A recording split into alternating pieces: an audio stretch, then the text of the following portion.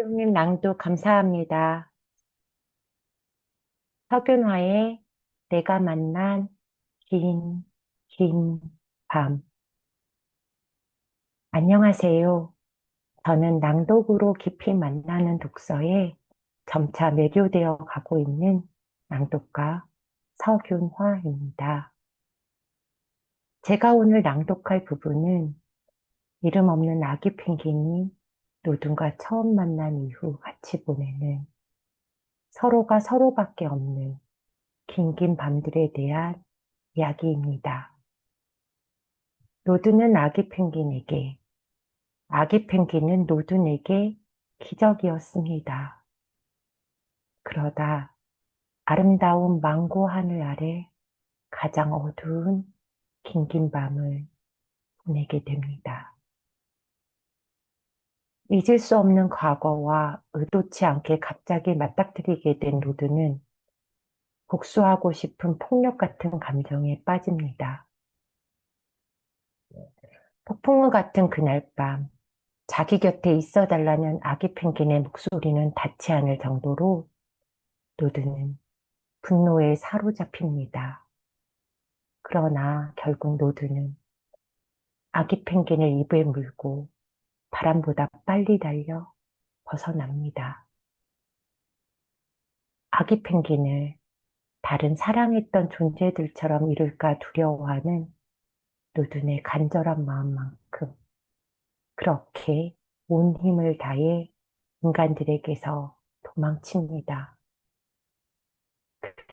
그리고 그가 상처투성이고 엉망진창인 긴긴 밤을 지나 서로가 서로에게 기대어 결국 살아남습니다. 존재와 존재의 만남이 얼마나 깊고 아름다울 수 있는지, 원래 우리는 그렇게 만나야 하는 존재들이라는 것을 노든과 아기 펭귄에게 겸허히 배웁니다. 저에게도 머리부터 발끝까지 달랐지만 서로를 사랑했던 반려동물이 있었습니다. 그 아이는 제게 기적이었고 사랑이었습니다. 한때나마 제 곁에서 긴긴 밤을 다정하게 있어줬던 그리고 보고 싶은 그 아이에게 이 낭독을 바칩니다. 이제 저의 낭독을 시작하겠습니다.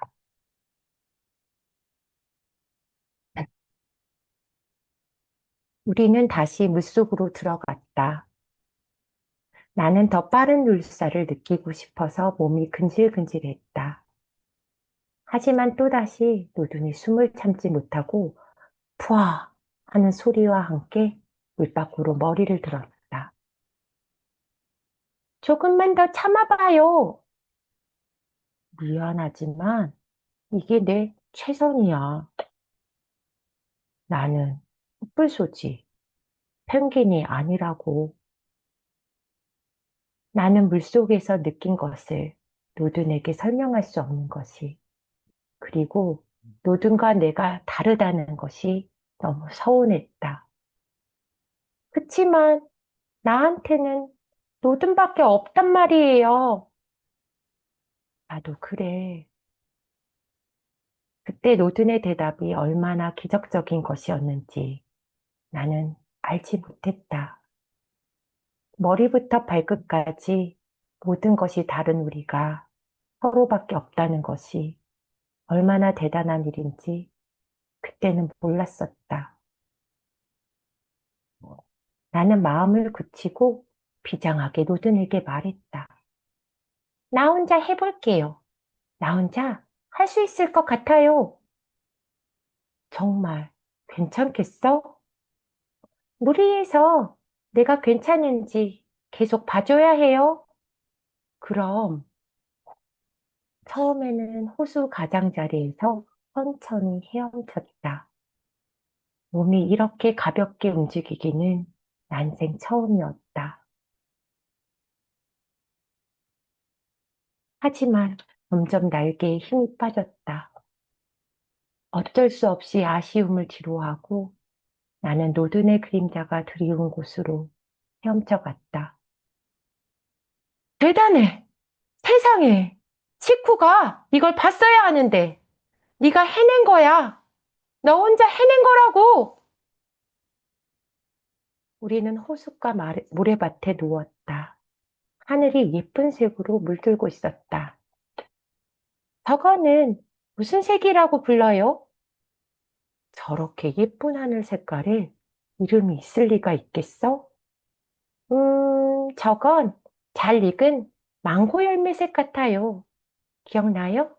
우리가 그때 먹었던 망고 열매요. 오랜만에 찾아온 여유로움과 만족감에 나는 생각이 많아졌다. 다른 펭귄들이 나를 좋아해 줄까요? 물론이지. 노든, 나는 누구예요? 너는 너지. 그게 아니라 다른 펭귄들을 만나게 되면 그 펭귄들 속에서 나는 누구인 거예요? 아무리 많은 코뿔소가 있어도 노드는 노든이잖아요. 노든이 내 이름을 부르면 내가 대답할 수 있게 나한테도 이름이 있으면 좋겠어요. 날 믿어. 이름을 가져서 좋을 거 하나도 없어. 나도 이름이 없었을 때가 훨씬 행복했어. 게다가 코뿔소가 키운 펭귄인데 내가 너를 찾아내지 못할 리가 없지. 다른 펭귄들도 노든처럼 나를 알아봐 줄까요? 누구든 너를 좋아하게 되면 네가 누구인지 알아볼 수 있어. 돌이켜 생각해보면 나는 불운한 알에서 태어났지만 무척 사랑받는 행복한 펭귄이었다. 나에게 밤이 가장 길었던 날을 기억한다. 그날은 가장 많은 비가 내렸던 날이었다. 빗속을 뚫고 앞으로 걸어가던 누둔이 우뚝 멈춰섰다. 그러고는 뭔가를 나지막하게 중얼거렸다. 뭐라고요? 나는 큰 소리로 물었다. 쉿! 그놈들 냄새야. 누드는 무언가에 홀린 것처럼 냄새를 따라 앞으로 걸어갔다. 나는 왠지 모를 불안감에 노든의 다리를 붙잡았다. 가지 마요, 노든! 가지 마요! 제발 가지 말아요! 노드는 내 말은 들은 채도 하지 않았다. 노드는 마치 내가 방해물인 양 나를 제쳐두고 앞으로 걸어 나갔다. 너무 무서워서 눈물이 났다. 나는 나를 두고 가는 노든을 향해 빗소리보다 더 크게 소리를 질렀다. 나는 어떡하라고요? 그러다 죽으면 나는 어떻게 하냐고요? 직구랑 약속했다면서. 이 멍청이 코뿔소야! 노든이 걸음을 멈추고 돌아섰다. 발밑에 땅이 흔들리기 시작했다. 인간들의 소리와 트럭 소리가 또렷이 들려왔다. 그들이 가까이 오고 있었다. 도망쳐! 어서 도망쳐!